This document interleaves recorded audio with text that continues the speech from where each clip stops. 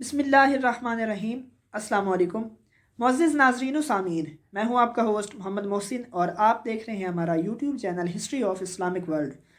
ناظرین، آج کی ہماری ویڈیو کا جو موضوع ہے وہ ہے حضرت عبد المطلب کی مکہ پر حکومت۔ شہر مکہ کی حکومت آل سیدنا اسماعیل علیہ السلام میں منتقل ہوتی ہوئی خاندان بنو ہاشم تک پہنچی، اور پھر وہ وقت آیا کہ جب حضرت ہاشم بن عبد مناف شہر مکہ کے سردار بنے۔ ہاشم بھائیوں میں سب سے بڑے تھے اور ان کے سب سے چھوٹے بھائی کا نام مطلب تھا۔ ایک مرتبہ حضرت ہاشم کو تجارت کی غرض سے ملک شام جانے کا اتفاق ہوا، تو راستے میں انہوں نے مدینہ میں عمر بن لبید خزرجی نامی شخص کے مکان پر قیام کیا۔ عمر بن لبید قبیلہ بنو نجار کا رہائشی تھا اور اس کی ایک ہی بیٹی تھی جو نہایت ہی خوبصورت اور خوبصیرت تھی۔ حضرت ہاشم نے اس کی بیٹی کو دیکھ کر ان کے والد عمر بن لبید کو نکاح کا پیغام دے دیا۔ حضرت ہاشم چونکہ خوبصورت اور نیک سیرت تھے اور اس کے ساتھ ساتھ شہر مکہ کے سردار تھے، اس لیے عمر بن لبید نے فوراً ہاں کر دی۔ اس طرح سے حضرت ہاشم کا نکاح عمر بن لبید کی بیٹی سلمہ سے طے ہو گیا۔ نکاح سے فارغ ہونے کے بعد حضرت ہاشم اپنے ملک شام کے سفر کے لیے روانہ ہو گئے۔ ملک شام کا سفر مکمل کرنے کے بعد انہوں نے واپسی پر دوبارہ پھر سے مدینہ میں قیام کیا اور اپنی بیوی سلمہ کو لے کر واپس مکہ تشریف لے آئے۔ چند مہینے مکہ میں قیام کرنے کے بعد واپس دوبارہ پھر سے ان کو مال تجارت کی غرض سے ملک شام جانے کی ضرورت محسوس ہوئی، تو انہوں نے جاتے وقت اپنی بیوی سلمہ کو ساتھ لیا اور ان کو مدینہ میں چھوڑ کر خود ملک شام کی طرف روانہ ہو گئے۔ اس مرتبہ جب حضرت ہاشم ملک شام کی طرف روانہ ہوئے تو ان کی بیوی ان کے بچے کی ماں بننے والی تھی۔ افسوس کی بات یہ ہے کہ اس دوسری مرتبہ جب حضرت ہاشم مال تجارت کے غرض سے ملک شام تشریف لے گئے تو وہاں ان کا انتقال ہو گیا۔ مورخین نے اس حوالے سے دو روایات بیان کی ہیں۔ پہلی روایت کے مطابق ان کی عمر صرف 20 سال تھی اور دوسری روایت کے مطابق ان کی عمر صرف اور صرف 25 سال تھی۔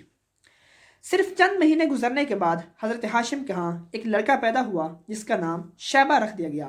اب یہ شیبہ وہی شیبہ ہیں جو آگے چل کر تاریخ میں حضرت عبد المطلب کے نام سے مشہور ہوئے۔ جب شیبہ کی عمر 7 سال کی ہوئی تو ان کو تیر اندازی میں بہت زیادہ مہارت حاصل ہو گئی۔ شیبہ جب تیر چھوڑتے تو جب ان کا تیر سیدھا نشانے پر جا کر لگتا تو وہ شعر کی صورت میں ان کلمات کو ادا کرتے کہ دیکھو میرا تیر سیدھا نشانے پر لگا، اس لیے کہ میں ہاشم کا بیٹا ہوں اور میں سردار مکہ کا بیٹا ہوں۔ اس منظر کو دیکھ کر ایک شخص جو مکہ سے آیا ہوا تھا اور مدینہ شریف سے گزر رہا تھا، جب اس نے دیکھا تو اس نے واپس مکہ جا کر ہاشم کے سب سے چھوٹے بھائی مطلب کو یہ سارا ماجرا سنایا۔ جب مطلب نے یہ سارا ماجرا سنا تو ان کو معلوم ہوا کہ ہو نہ ہو یہ لڑکا میرے بھائی ہاشم کی نشانی ہے اور اس کو واپس مکہ میں لانا چاہیے۔ مطلب فوراً مکہ سے چلے اور سیدھا مدینہ پہنچے۔ مدینہ میں پہنچ کر وہ اس مقام پر گئے جہاں بہت سارے بچے کھیل رہے تھے۔ وہاں پر انہوں نے اونچی آواز میں کہا کہ بچوں، تم میں سے کون ہے جو ہاشم کا بیٹا ہے؟ ان میں سے ایک 7 سال کا لڑکا کھڑا ہوا اور کہنے لگا کہ اے مسافر، میں ہوں، میرا نام شیبہ ہے اور میں ہاشم سردار مکہ کا بیٹا ہوں۔ حضرت مطلب اس بچے کو دیکھ کر بہت خوش ہوئے، اس کو گلے لگایا، پیار کیا اور پوچھا کہ بیٹا تمہارا گھر کس طرف ہے؟ وہ لڑکا شیبہ مطلب کو سیدھا اپنے گھر لے گئے اور وہاں مطلب نے بڑی مشکل سے اس کی ماں سے اجازت لی اور پھر اس بچے کو لے کر واپس مکہ تشریف لے آئے۔ حضرت مطلب شیبہ کو لے کر جب مدینہ سے مکہ کی طرف جا رہے تھے تو راستے میں جو بھی ان کے بارے میں پوچھتا تو وہ یہی جواب دیتے کہ یہ میرا عبد یعنی غلام ہے۔ یہ اس لیے تھا چونکہ شیبہ کا لباس نہایت خستہ حالت کا تھا۔ جب حضرت مطلب شیبہ کو لے کر مکہ میں پہنچے تو انہوں نے ان کے لیے ایک قیمتی پوشاک خریدی جو شیبہ نے زیب تن کی۔ اس کے بعد مطلب شیبہ کو لے کر سرداران مکہ کی مجلس میں لے گئے جہاں پر مطلب نے اپنے بھتیجے کا تعارف کروایا۔ سب لوگ شیبہ سے مل کر بہت خوش ہوئے اور شیبہ کو دعائیں دی۔ اس کے بعد چند ہی روز گزرے تھے کہ حضرت مطلب نے حضرت ہاشم کی تمام جائیداد ان کے نور نظر شیبہ یعنی کہ عبد المطلب کے حوالے کر دی۔ شیبہ حضرت عبد المطلب جب مکہ کے سردار بنے تو آپ نہایت ہی شریف النفس انسان تھے، یہاں تک کہ ایک دفعہ آپ کے ایک چچا نوفل نامی شخص نے آپ کی جائیداد پر قبضہ کر لیا۔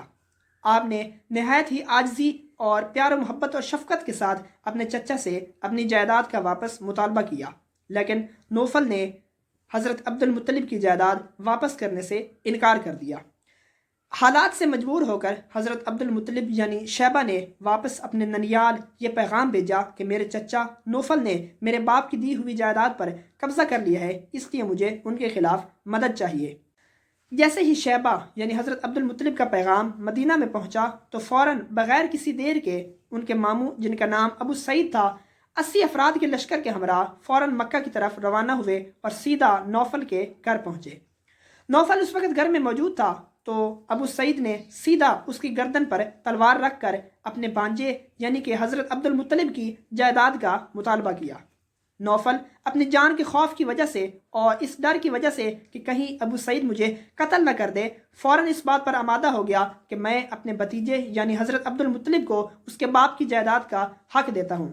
لیکن ابو سعید نے اس پر یقین نہ کیا اور اس سے مطالبہ کیا کہ میں تب تک اپنی تلوار تیری گردن سے پیچھے نہیں ہٹاؤں گا جب تک کہ تو سرداران قریش کی موجودگی میں معاہدہ نہ لکھ کے دے اور اس پر دستخط نہ کر دے۔ چنانچہ نوفل نے ایک معاہدہ لکھ کر دیا اور اس پر دستخط کر دیے کہ میں اس کے باپ کا پورا حق اس کے حوالے کرتا ہوں۔ اس کے بعد حضرت عبد المطلب کو ان کے باپ ہاشم کی پوری جائیداد کا حصہ مل گیا اور ابو سعید واپس آ گئے۔ ابو سعید نے 3 دن تک حضرت عبد المطلب کے ہاں قیام کیا اور اس کے بعد مدینہ المنورہ واپس چلے گئے اور حضرت عبد المطلب بھی بطور سردار مکہ ہنسی خوشی اور پرسکون زندگی بسر کرنے لگے۔ معزز ناظرین کرام، آج کے لیے اتنا ہی۔ تاریخ کے سفر میں ہمارے ساتھ رہنے کے لیے ہماری ویڈیوز کو لائک اور شیئر کریں، چینل کو سبسکرائب کریں اور بیل آئیکن کو پریس کر لیں تاکہ ہماری آنے والی تمام ویڈیوز آپ تک بآسانی اور بر وقت پہنچ سکیں۔ بہت جلد ایک نئی ویڈیو کے ساتھ آپ کے سامنے حاضر ہوں گے، تب تک کے لیے اللہ حافظ۔